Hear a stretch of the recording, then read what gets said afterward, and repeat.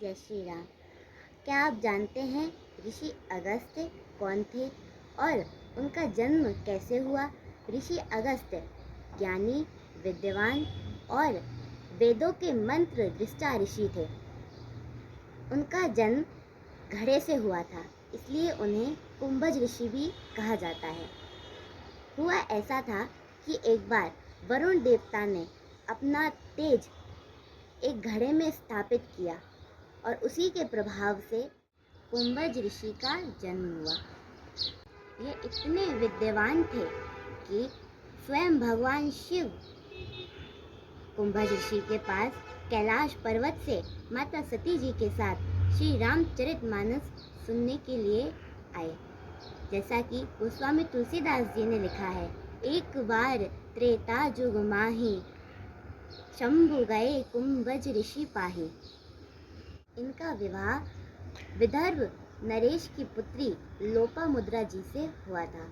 ये इतने विद्वान थे कि देवता स्वयं इनसे सहायता मांगने आते थे। एक बार क्या हुआ कि पर्वतों में श्रेष्ठ विंध्याचल पर्वत को अहंकार होता है कि मुझसे बड़ा पर्वत कोई नहीं, मुझसे बलशाली पर्वत कोई नहीं।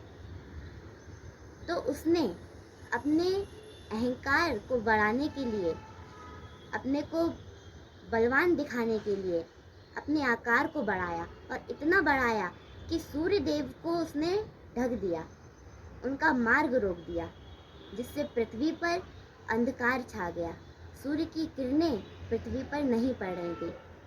तब सभी देवता अगस्त्य ऋषि के पास आए और उनसे इस विपत्ति, इस समस्या को सुनाया कि आप हमारी सहायता करें। समस्या सुनकर वह अपनी पत्नी लोपामुद्रा जी के साथ दक्षिण दिशा की ओर चले। मार्ग में उन्हें विंध्याचल पर्वत नजर आता है।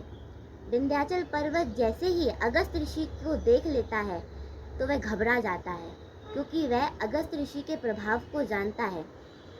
वह तुरंत अपने आकार को छोटा कर लेता है और उनके चरणों में झुककर प्रणाम करता है।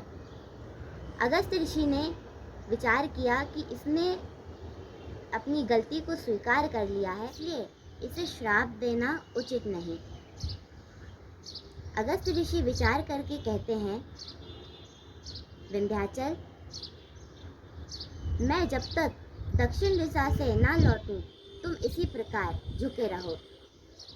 और अगस्त्य ऋषि दक्षिण दिशा की ओर चले। अगस्त्य ऋषि उज्जैन नगरी में रहने लगे और वहीं भगवान शिव की आराधना करने लगे।